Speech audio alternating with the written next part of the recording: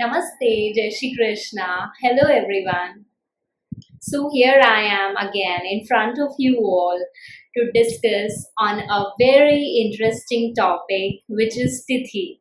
जी हाँ, तिथि क्या होती है, तिथि को कैसे कैलकुलेट किया जाता है, तिथि का मून से क्या रिलेशन है, तिथि को लूनार डे क्यों कहते हैं, तिथि क्यों घटती है, क्यों बढ़ती है, तिथि और वार के बीच में डिफरेंस क्या होता है, इन सभी चीज़ों को आज हम इस वीडियो में डिस्कस करेंगे.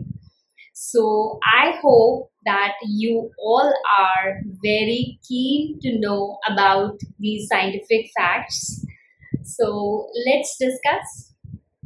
Yeah, but don't forget to subscribe my YouTube channel to get the notifications of my upcoming videos.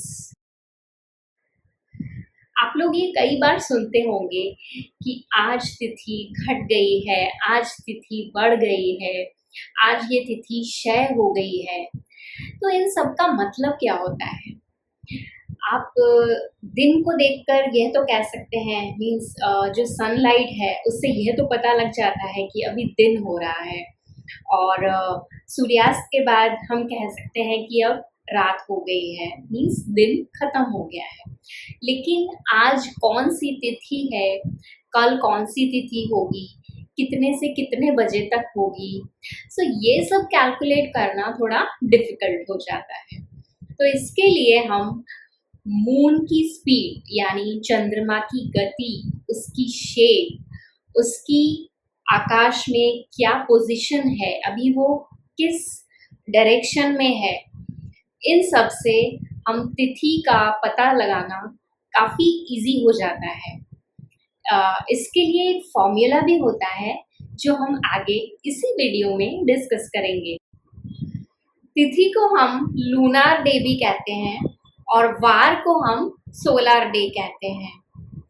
तो वी ऑल नो कि मून को अर्थ के अराउंड ट्रैवल करने के लिए एलिप्टिकल पाथ फॉलो करना होता है. इट मीन्स वो 360 डिग्री का पाथ ट्रैवल करता है.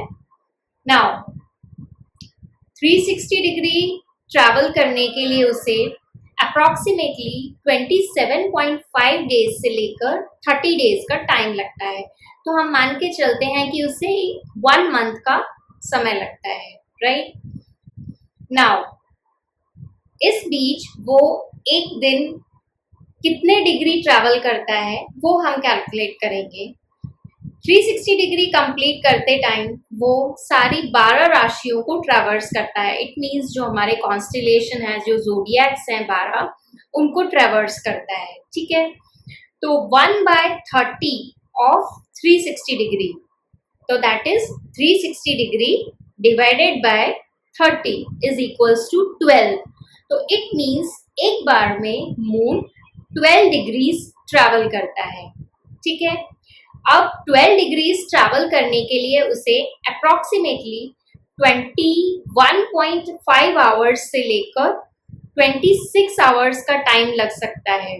मतलब एक तिथि कंप्लीट करने के लिए वो 21.5 आवर्स का टाइम भी ले सकता है, इससे ज़्यादा भी ले सकता है, मैक्स टू मैक्स 26 आवर्स का टाइम ले सकता है.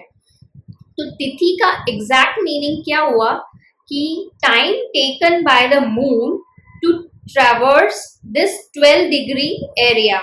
मतलब मून को इस 12 डिग्री को कंप्लीट करने के लिए कितना टाइम लगा, वो होती है तिथि. तो अब हम बात करते हैं कि तिथि घटती और बढ़ती क्यों है. तो जैसा कि हम सब जानते हैं कि मून अर्थ के अराउंड एक इलिप्टिकल पाथ में ट्रैवल करता है. तो एक तिथि यानी जो 12 डिग्रीज का पाथ है उसे कंप्लीट करने में मून को 21.5 आवर्स से लेकर 26 आवर्स तक का टाइम लगता है. तो ये जो टाइम वेरिएशन है ये क्यों होता है?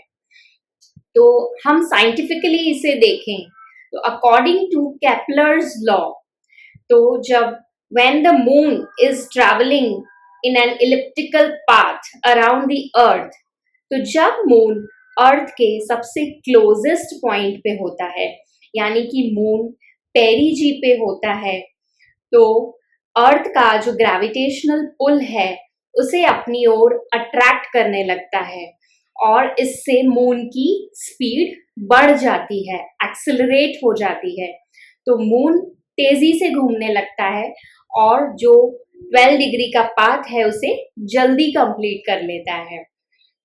तो ऐसे ही जब मून ट्रैवल करते करते अर्थ के फारदेस्ट पॉइंट पे चला जाता है, यानी कि सबसे दूर चला जाता है अर्थ से, जिसे हम एपोजी भी कहते हैं, तो वहां पर अर्थ का जो ग्रेविटेशनल पुल है, यानी कि जो गुरुत्वाकर्षण बल है, वो बहुत कम हो जाता है, जिससे मून की स्पीड कम हो जाती है और वो धीरे धीरे घूमने लगता है।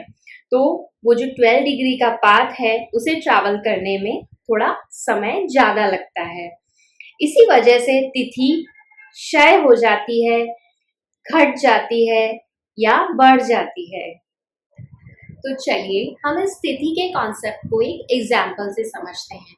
सपोज आज थर्सडे है, गुरुवार है और आज सुबह 6 बजे तिथि है सप्तमी, जो कि कल सुबह 9 बजे तक चलेगी।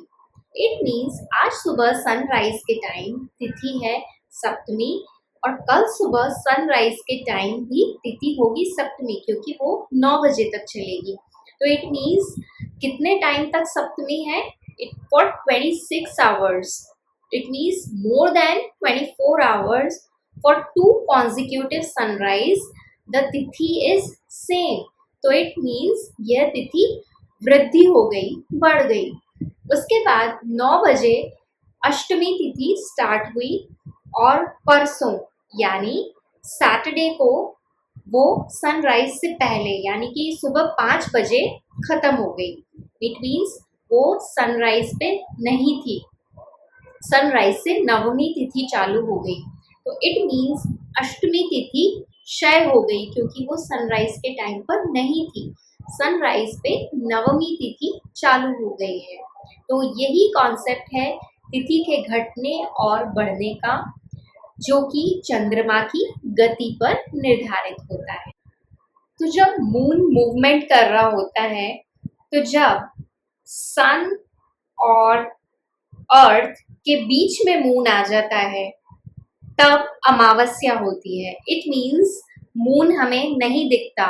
सन, अर्थ और मून तीनों एक ही लाइन में होते हैं। सन और मून के बीच का जो डिस्टेंस होता है वो 0 डिग्री होता है। तो दैट डे इज कॉल्ड अमावस्या, जब हमें मून नहीं दिखता है। तो उसके बाद जब मून 12 डिग्री ट्रैवल करता है तो तिथि होती है प्रतिपदा, मतलब अमावस से 12 डिग्री वो मूव कर गया, तो जो पहली तिथि हुई उसे हम प्रतिपदा कहते हैं, द फर्स्ट तिथि। उसके बाद वो 12 डिग्री और मूव किया, दैट इज 24 डिग्रीज मूव कर गया, तो जो दूसरी तिथि आई उसे हम कहते हैं द्वितीया। इसी तरीके से प्रतिपदा, द्वितीया, तृतीया, चतुर्थी ऐसे फॉलो करते करते जब मून हाफ मीन्स 180 डिग्री पे आ जाता है तब वो फुल मून डे कहलाता है, जिसे हम पूर्णिमा कहते हैं। इट मीन्स 180 डिग्री पर मून यहाँ है, अर्थ यहाँ है और सन यहाँ है। इट मीन्स सन और मून 180 डिग्री पर है, राइट? तो अमावस से पूर्णिमा तक का जो फेज होता है उसे हम ग्रोथ फेज कहते हैं। इट मीन्स अमावस से धीरे धीरे मून ग्रोथ की तरफ जा रहा है और फुल मून डे पे जाकर एंड हो रहा है, राइट? तो वो पूर्णिमा होती है, जिसे हम वैक्सिंग फोर्टनाइट भी कहते हैं, और ये ग्रोथ फेज वैक्सिंग फेज कहलाता है। इसके बाद जब 180 डिग्री से वापस मीन्स पूर्णिमा से जब मून धीरे धीरे वापस अमावस की ओर जाता है, इट मीन्स धीरे धीरे घटता है, तो इस फेज को हम रिड्यूसिंग फेज कहते हैं, या तो वेनिंग फेज कहते हैं, राइट। तो जो पहले ग्रोथ फेज था, इट मीन्स जो फर्स्ट 15 तिथि थी अमावस से लेके पूर्णिमा तक, उसे हम शुक्ल पक्ष कहते हैं, राइट।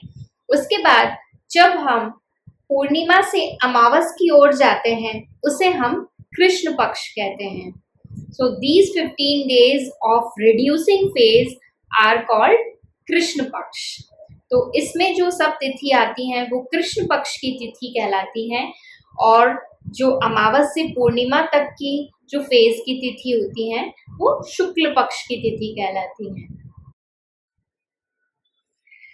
तिथि को कैलकुलेट करने का एक फॉर्मूला होता है जिसमें हम लूनार लॉन्गिट्यूडनल डिस्टेंस यानी कि मून का जो लॉन्गिट्यूडनल डिस्टेंस है उसमें से सोलार लॉन्गिट्यूडनल डिस्टेंस यानी कि सन का लॉन्गिट्यूडनल डिस्टेंस माइनस कर देते हैं और फिर उसे 12 से डिवाइड कर देते हैं। तो लॉन्गिट्यूडनल डिस्टेंस का जो आंसर है अगर वो 0 या नेगेटिव आता है तो हम उसमें 360 डिग्री ऐड कर देते हैं।